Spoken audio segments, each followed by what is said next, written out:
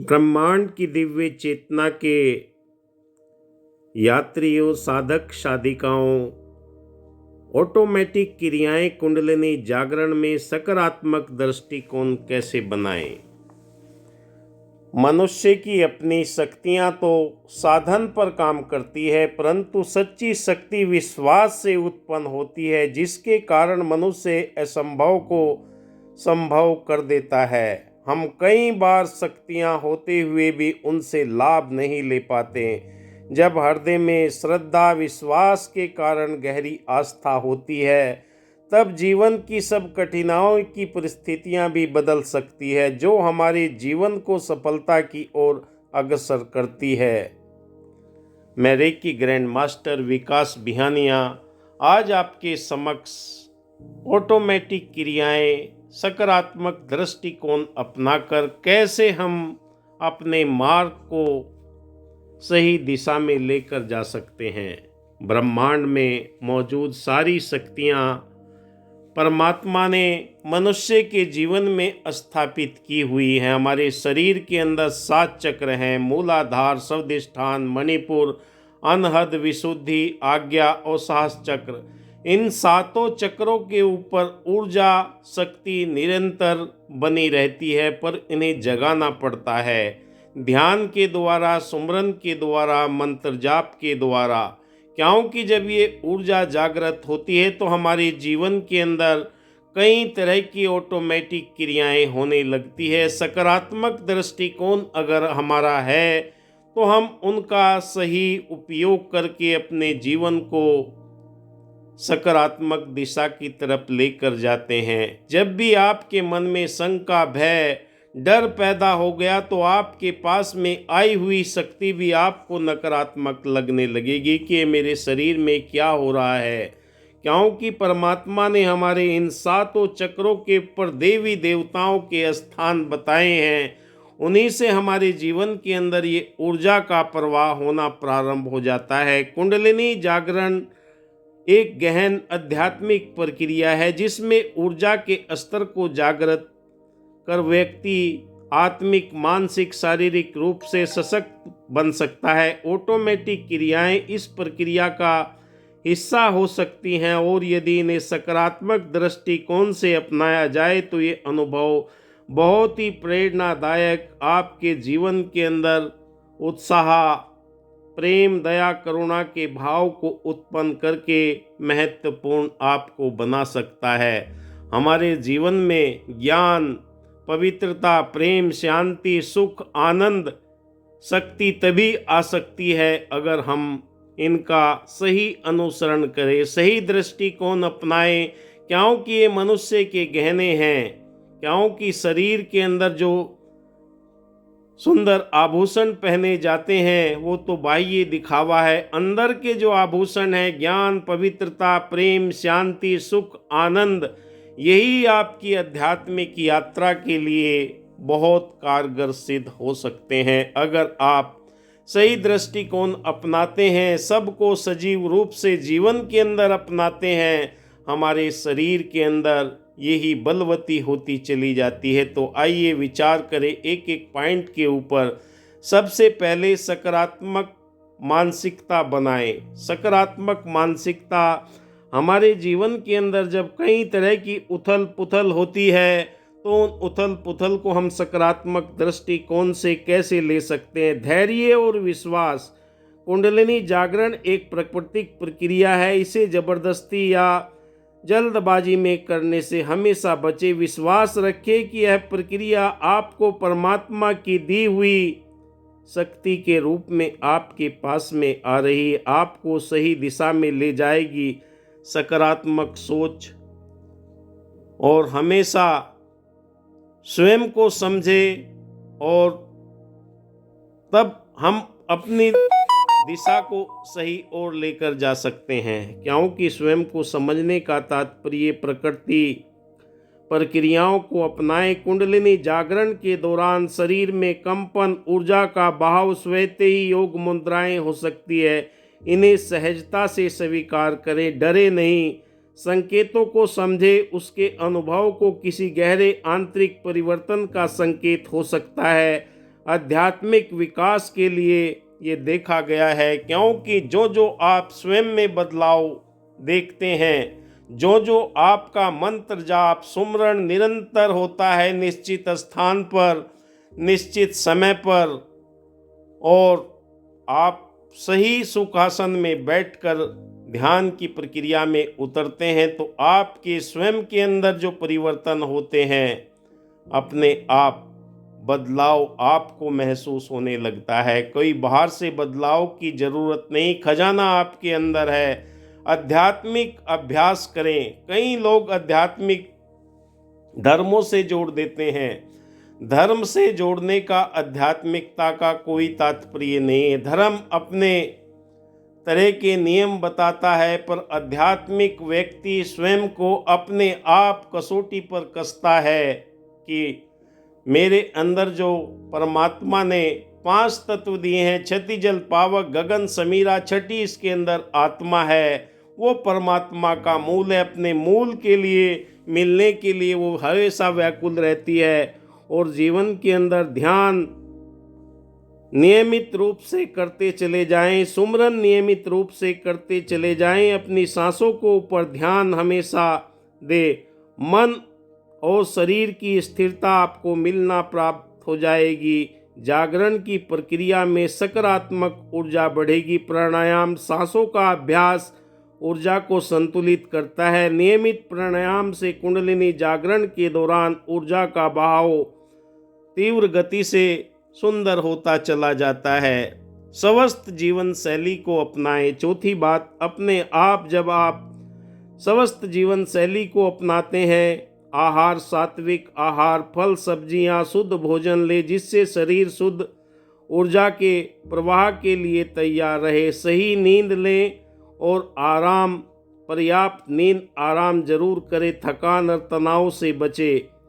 योगाभ्यास शरीर का लचीला और ऊर्जावान संतुलित करता है। ये कुंडलिनी जागरण के लिए सहायक है, क्योंकि अगर आप सही समय पर भोजन नहीं करते, भूखे प्यासे रहते हैं, तो आपका शरीर थकान मानने लगता है। शरीर को चलाने के लिए 72,000 नस नाड़ियों को निरंतर ऊर्जावान बनाने के लिए हमें सही जीवन शैली की आवश्यकता होती है। 5वीं बात आती है अनुभवी गुरु का मार्गदर्शन। कहीं से देखकर सुनकर अगर आप कुंडलिनी जागरण की यात्रा में निकलते हैं, तो आपके जीवन में कई तरह की कठिनाइयां आना प्रारंभ हो जाती है।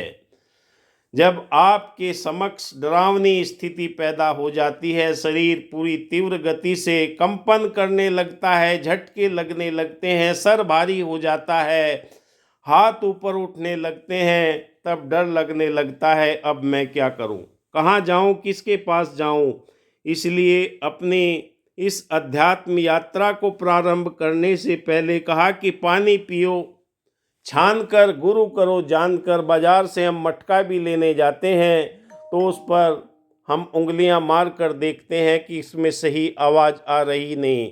ऐसे ही गुरु का धारण आपने पहले तो ये यूनिवर्स आपको स्वयं कराता है। फिर भी अगर आपके मन के अंदर बहुत सारे सवाल हैं, जिज्ञासा भरी हुई है, अगर उनका आपको सही उत्तर मिलता है तो आप उसे अपना गुरु धारण कर सकते हैं। जो आपसे कई तरह की डिमांड करें, कई तरह के आपको तरीके बताए, उनसे हमेशा बच के रहें। 6 नंबर आध्यात्मिक पाठ व संगति आप करें। आध्यात्मिक पाठ क्या होता है? धार्मिक और आध्यात्मिक ग्रंथ वो हैं जो आपका मार्गदर्शन करे। भागवत गीता, उपनिषद, योग पर आधारित पुस्तकें, सत्संग, सकारात्मक उच्च ऊर्जा वाले लोगों के साथ में अगर आप बैठते हैं तो आपकी फ्रीक्वेंसी बढ़ने लगती है। वो हमेशा परम पिता परमात्मा की बात करते हैं, आत्मा की बात करते हैं, सत्संग की बात करते हैं, सेवा, सुमरण, समर्पण, इन चीज़ों पर जिक्र करते हैं, जो आपके अंतःकरण के अंदर एक नई चेतना, नया उत्साह, नई उमंग पैदा करते हैं। मैं कौन हूँ, कहाँ से आया हूँ, कहाँ मुझे जाना है, मेरे जीवन का लक्ष्य क्या है, मुझे जीवन के अंदर मुक्ति कैसे मिल सकती है। परमात्मा को जानने के बाद मैं मोक्ष की प्राप्ति जीते जी कैसे कर सकता हूँ। मरने के बाद में किसी ने चिट्ठी नहीं भेजी और वो आपके जीवन के अंदर परिवर्तन होती है। सातवीं बात आती है शारीरिक मानसिक संकेतों पर ध्यान दें। जब आप इस आध्यात्मिक मार्ग में कुंडली जागरण के ऑटोमेटिक प्रक्रिया के अंदर प्रोसीजर के अंदर सम्मिलित होते हैं तो शरीर में होने वाली वे मानसिक स्थिति में परिवर्तन होने वाली दशा व दिशा को समझे, क्योंकि आपकी दिशा अगर बदल जाएगी तो दशा भी अपने आप सुधरने लगेगी। क्योंकि आपके जीवन के अंदर वो अनुभव होंगे, कभी हंसी के, खुशी के, आनंद के, एकांत में बैठने के, और आपके वो संकेत समझने हैं ये हमें किस दिशा की तरफ लेकर जाते हैं। क्योंकि परमात्मा अंदर आपके मौजूद उस आत्मा के रूप में है। मोह को कहाँ ढूंढे बंदे, मैं तो तेरे पास हूँ। सेल्फ रियलाइजेशन, अपने आपको खोज करनी है कि मैं कौन हूँ, कहाँ से आया हूँ, कहाँ मुझे जाना है। मानसिक संकेत अगर आपके जीवन के अंदर आने लगे, क्योंकि कोई अस्त होने लगता है, कोई मस्त होने लगता है, किसी को खोया सा लगता है, किसी को पाया सा लगता है। ये आध्यात्मिक यात्रा उस ब्रह्मांड की अलौकिक शक्ति के साथ में आपका नाता जोड़ती है, जिससे आपके शरीर में वो परिवर्तन दिखाई देने लगते हैं। मानसिक परिवर्तन और शरीर में जो परिवर्तन होते हैं, कुंडलिनी जागरण के दौरान जो भी शारीरिक मानसिक अनुभव होते हैं उन्हें रिकॉर्ड में रखें। इसमें आप अपने आप अनुभव को बेहतर देखते हुए चले जाएंगे। किसी भी प्रकार की असुविधा होने पर इससे अपने गुरु या अपने मेंटर से बात करें, वो बताएगा कि अब आपके जीवन के अंदर आप कौन से पड़ाव की ओर पहुंच रहे हैं।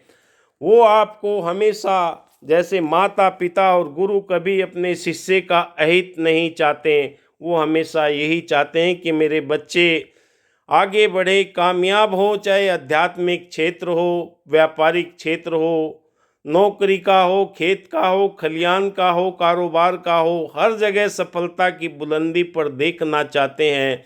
किसी भी समय आप माता पिता और गुरु का आशीर्वाद लेकर जब कार्य करते हैं तो आपके जीवन के अंदर ये परिवर्तन आपको देखने को मिलते हैं। किसी भी प्रकार की असुविधा होने पर वो आपको हमेशा सचेत करते हैं, मार्गदर्शन देते हैं। आठवीं बात आती है सकारात्मक दृष्टिकोण विकसित करें। हर एक आदमी सफलता चाहता है, चाहे वो किसी भी क्षेत्र में हो, पर सफलता तभी उसके जीवन के अंदर आती है अगर उसका नज़रिया सकारात्मक है।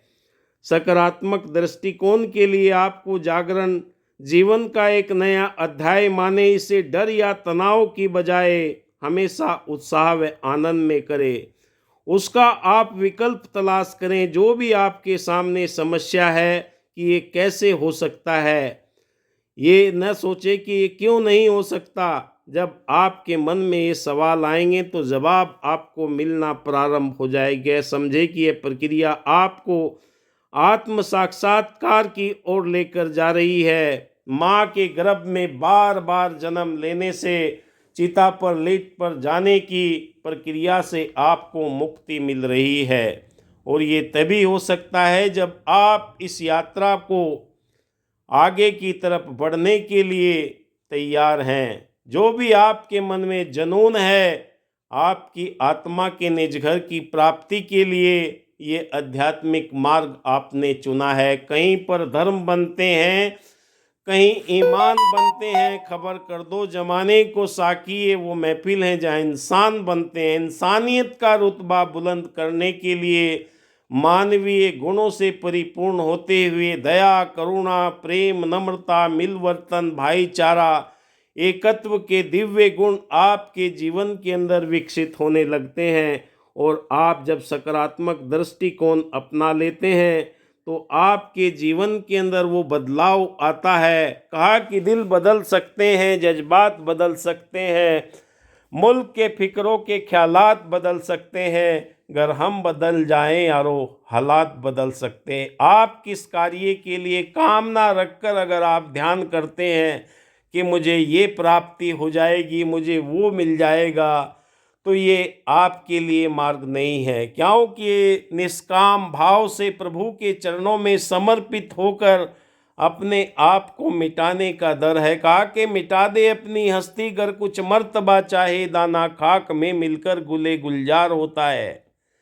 कोई भी बीज जमीन के अंदर जब अपने आप को मिटाता है तो नया अंकुर निकलता है, नया पौधा बनता है। ऐसे ही जब अपने आप को मैं किस धर्म का हूँ, किस जाति का हूँ, किस संप्रदाय का हूँ, कितना धनवान हूँ, कितना निर्धन हूँ, गोरा हूँ या काला हूँ, उससे फर्क नहीं पड़ता। परमात्मा को सिर्फ आप श्रद्धा प्रेम से जब भी पुकारे वो आपके समक्ष खड़ा मौजूद मिले, क्योंकि कहीं कण कण के अंदर मौजूद है। कहा कि पत्ता तक खिलता नहीं है प्रभु मंगल मूल, तेरी सत्ता के बिना खिले न कोई फूल। हे प्रभु तू कण कण के अंदर व्याप्त है, बस मुझे ऐसी नज़र दे दे मेरे जीवन के अंदर ये आध्यात्मिक ऊर्जा के जो केंद्र है उनको जागृत करके मेरे रोम रोम के अंदर इस अंतर्यामी परम पिता परमात्मा के एहसास को आप निरंतर जगाए रखना।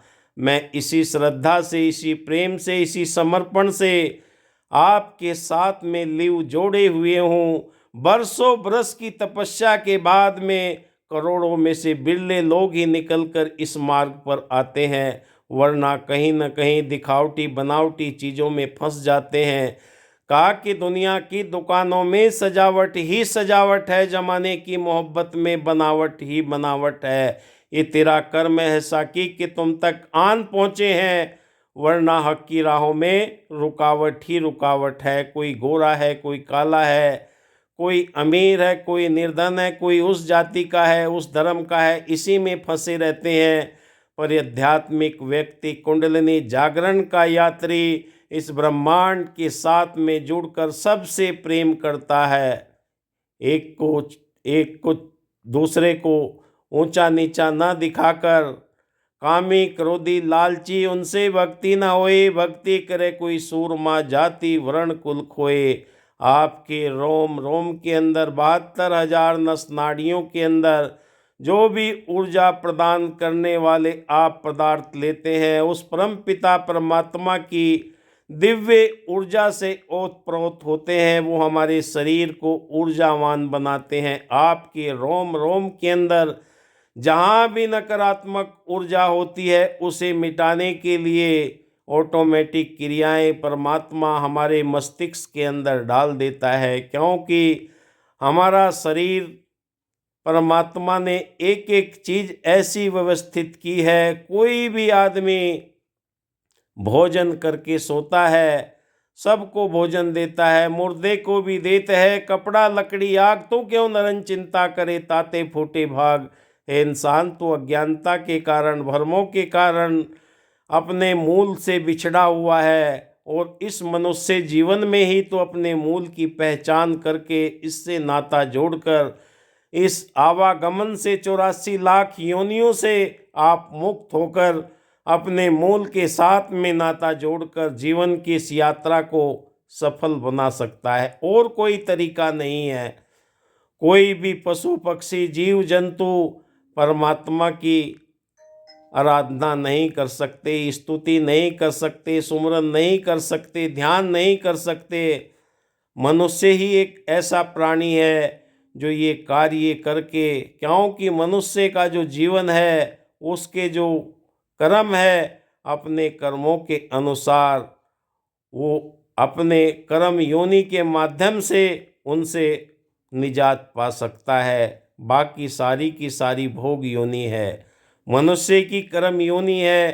कर्मों के द्वारा ही वो अपने देवी देवताओं इष्ट भगवान से जीते जी नाता जोड़ सकता है। मरने के बाद किसी ने कोई चिट्ठी नहीं भेजी कि मैं स्वर्ग में चला गया हूँ। अगर आप आनंद की अनुभूति करने लगे, एक सीटिंग में बैठकर, एक ध्यान में बैठकर, एक सुमरन में बैठकर, तो समझ लीजिए आप इस यात्रा में पूर्ण आनंद की प्राप्ति करते हुए अपने जीवन को सुगम बना रहे हैं। क्योंकि ये दिखावटी बनावटी कार्य नहीं है, ये अपने आप को प्रभु के चरणों में समर्पित करने का कार्य एक है। हे प्रभु, आपने ये मनुष्य देह दी है, 5 ज्ञानेंद्रियां, 5 कर्मेंद्रियां आपने दी है, ऑटोमेटिक सिस्टम इस शरीर के अंदर आपने लगाया हुआ है। कब भूख लगती है, कब प्यास लगती है, कब हमें आध्यात्मिक विचारों की आवश्यकता होती है, शरीर को तो आप भोजन देकर संतुष्ट कर सकते। आत्मा की खुराक परमात्मा है, वो आपको ध्यान के द्वारा ही प्राप्त होगा। आप देख रहे हैं मेरा यूट्यूब चैनल विकास बिहानिया। लाइक कीजिए, शेयर कीजिए, सब्सक्राइब कीजिए। धन्यवाद। जय हिंद।